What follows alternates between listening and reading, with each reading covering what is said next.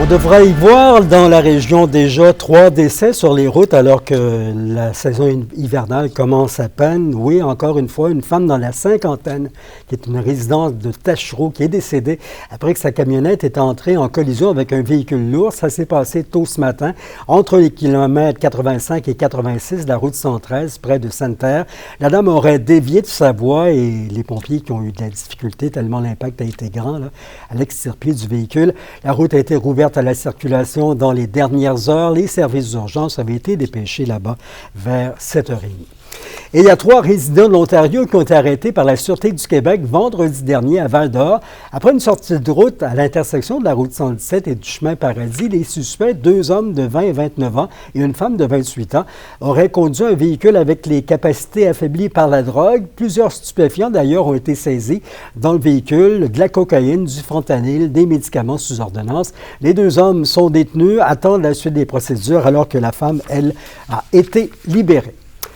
Et le comité stratégique en itinérance de Val-d'Or a déposé son bilan d'action de la récente saison estivale aujourd'hui. Et Camélia, de nombreuses actions concrètes ont été réalisées cet été-là. Tout à fait, Yvon. Une quinzaine d'initiatives ont été réalisées pour améliorer la situation de l'itinérance vécue principalement au centre-ville de Val-d'Or. C'est des activités qui ont permis de mieux connaître les services offerts pour les personnes en situation de vulnérabilité. L'objectif principal était de soutenir les personnes dans la rue, mais aussi d'assurer une cohabitation harmonieuse avec les citoyens et les commerçants. Plusieurs actions ont d'ailleurs été soulignées ce matin. Je vous laisse entendre Christine Franqueur et Isabelle Boucher qui vont vous parler des 2 initiatives.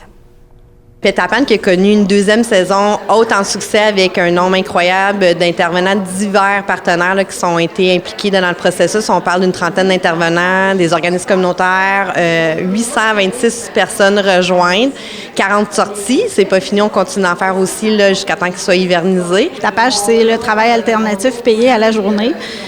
Au-delà du fait que c'est un montant d'appoint qu'on donne à la clientèle qui travaille, nous, c'était le nettoyage des parcs là, pour cet été. C'est du temps qui passe avec un intervenant, puis c'est toute la prise de contact qu'on fait avec eux autres, qu'on essaie de les aider à avoir finalement un projet de sortie de rue.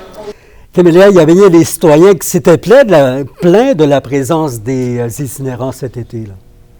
Oui, la mairesse de Val-d'Or, Yvon, a d'ailleurs participé au dernier sommet sur l'itinérance à Québec en septembre dernier pour trouver des pistes de solutions. Madame Brindamour en convient, il y a encore beaucoup de détresse dans les rues de Val-d'Or, mais elle reste réaliste quant au défi de l'itinérance. Je vous laisse l'entendre. Il y a des choses qui s'en viennent. On avait le modèle de la halte chaleur dans les 2 dernières années là, qu'on avait mis en place, un ensemble de partenaires. On tente de répondre différemment là, à la demande pour cet hiver. Donc, encore la concertation qui est là, puis voir répondre aux besoins. On sait qu'à Val-d'Or, le temps froid arrive quand même rapidement, mais pour l'Abitibi-Témiscamingue. Donc, c'est de s'assurer aussi que ces usagers-là sont en sécurité. Puis on veut voir aussi comment... Je siège d'ailleurs depuis plus d'1 an sur le comité sur l'itinérance. Alors, veut pas, Val-d'Or a quand même eu une certaine presse là, à un moment donné, au mois de mai, lorsqu'on a fait notre appel à l'aide. Mais on a aussi eu des reconnaissances. Je veux dire, inévitablement, les gens d'en dehors qui voient tout ce qui se fait à Val-d'Or, eux, reconnaissent toute l'énergie qui y est mise. Autant par les différents partenaires, autant par la ville de Val-d'Or.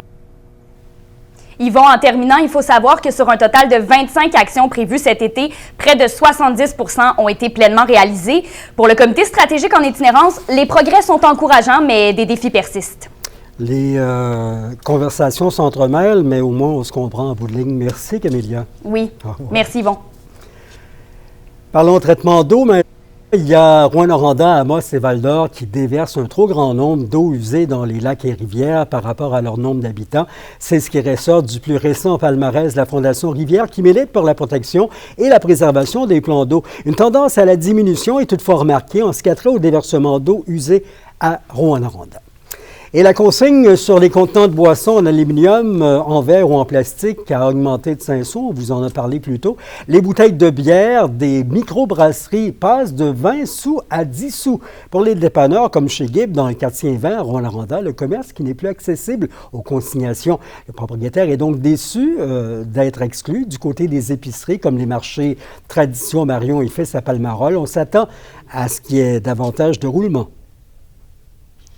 Parlons d'une triste réalité. Les demandes d'aide alimentaire explosent au sein du réseau scolaire et de plus en plus d'enfants entament leur journée le ventre vide. C'est ce qu'affirme le Club des petits déjeuners. Selon leurs chiffres, c'est plus de 9200 enfants qui n'ont pas accès à un déjeuner équilibré à l'école dans notre région.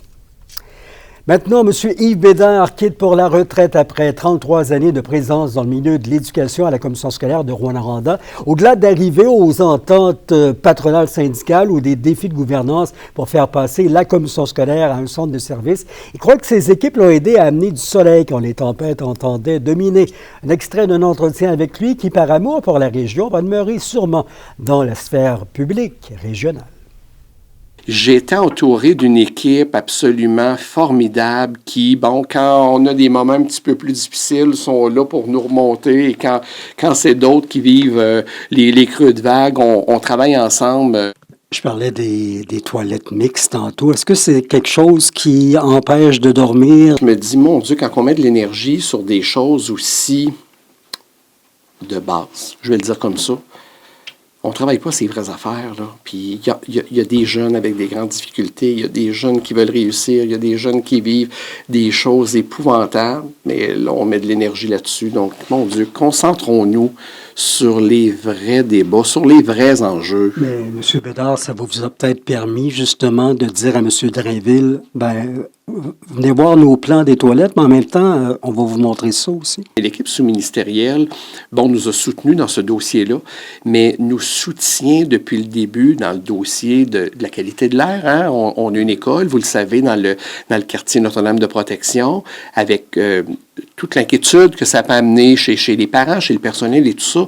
On a une équipe ministérielle, sous-ministérielle qui nous soutient, qui nous amène des pistes de solutions qui ouvre parfois des portes parce qu'il y a des enjeux où on ne pensait pas obtenir ce qu'on souhaitait. Puis en cognant certaines portes, on a des sous-ministres adjoints qui nous ont été d'un grand secours. Agrandir l'école Le Prélude, peut-être construire une école dans Noranda-Nord.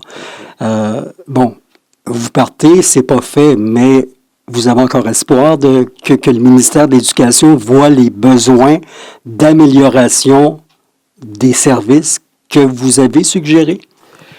Mais là, on devrait, dans quelques jours, avoir des nouvelles pour l'agrandissement du Prélude, parce que les sous sont là, les plans sont faits, on est dans les appels d'offres. Donc, ça, c'est un morceau qui est, on peut faire cocher réussi.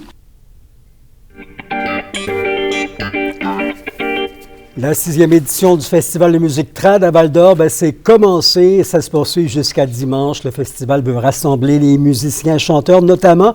Il a également pour mission de faire revivre les veillées traditionnelles québécoises de nos aïeux en faisant résonner la musique traditionnelle dans la communauté. Le conteur André Bernard livre ce soir le conte traditionnel Les Chantiers. S'en suivra le volet chansons à répondre dès 20h. Gros défi, les foreurs à Val-d'Or tentent de retrouver le chemin de la victoire. Ça se passe au centre Nico Eagle. Ils ont un défi de taille alors qu'ils reçoivent la visite des Wildcats de Moncton qui se classent au 2e rang du classement général du circuit Chickeny. Rappelons que les hommes de Maxime Desruisseaux sont actuellement dans une série de 7 revers. Petite pause de flocons ce soir et cette nuit, minimum à -4. Demain aussi, petite pause de flocons avec +4. Et vendredi, on a aperçu des nuages et un peu de neige ou de la pluie parce qu'il fera quand même 6 degrés. C'était vos infos régionales. 2 ministres pour les Autochtones et la forêt nous rendent visite demain. On ira les entendre et vous transmettre l'essentiel à nouveau sur Nouveau. L'essentiel à nouveau. OK. Bonne soirée. À demain, 17h06. Au revoir.